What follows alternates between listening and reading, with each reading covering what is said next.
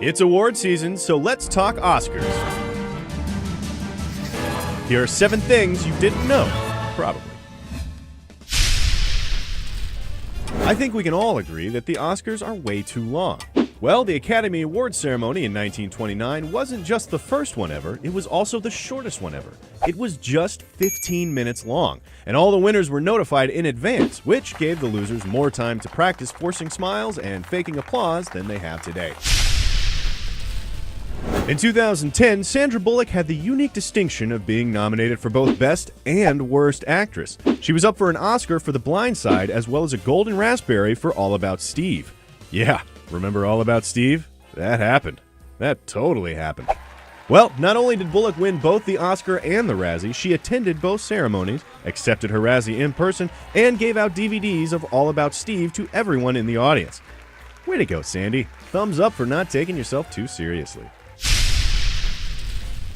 Actually, mini-movies have been up for both Oscars and Razzies over the years, including episodes 1, 2, and 3 of the Star Wars saga, mostly thanks to Jar Jar Binks. But 1987's Wall Street had very different outcomes for 2 of its stars.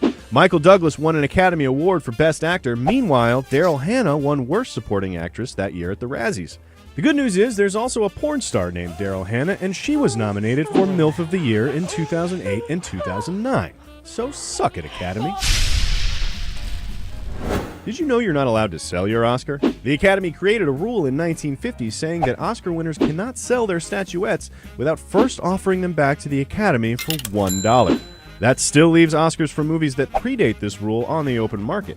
In fact, Michael Jackson bought the Best Picture statuette for Gone with the Wind in 1999, and it cost him over $1 million. Seems like a perfectly sound investment, and I'm sure it looked great next to those Elephant Man bones. Playing famous dead people is usually guaranteed Oscar bait, not counting Colin Farrell's Razzie-nominated performance in Alexander, but I bet you didn't know that playing an English monarch is the all-time most common Oscar-nominated role. Just ask Judi Dench, who won an Oscar for playing Queen Elizabeth in Shakespeare in Love, despite appearing in the film for less than 8 minutes. That was also the same year Cate Blanchett was a Best Actress nominee for Elizabeth, making it the first time 2 actresses were nominated for playing the same character in 2 different films. Boom! Bonus thing you didn't know. Suck on that one too, Academy. That's 2 things you gotta suck on. We all remember when Heath Ledger won an Oscar in 2009 after his death for his role in The Dark Knight. But James Dean was also an Academy Award nominee after he died. In fact, he's the only person to be nominated posthumously twice, for his role in East of Eden at the 1956 Oscars and for Giant the following year. Sadder still, he didn't win either time. The late Peter O'Toole still holds the unfortunate record of having the most Best Actor nominations without ever winning. Over the course of 50 years, he was nominated 8 times and never won. But there's another guy who has even worse luck with Oscar, and that's Kevin O'Connell. His work on films like Top Gun, Spider-Man, and Transformers have earned him 20 nominations for sound and sound mixing, but so far, 0 wins. That includes being nominated against himself in 1997 and 1999.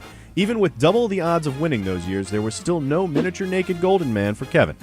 Jeez, who did this guy piss off at the Academy? That's it for today's episode of Things You Didn't Know, but be sure to subscribe to Cinefix for more true-ish facts about movies. Thanks for watching.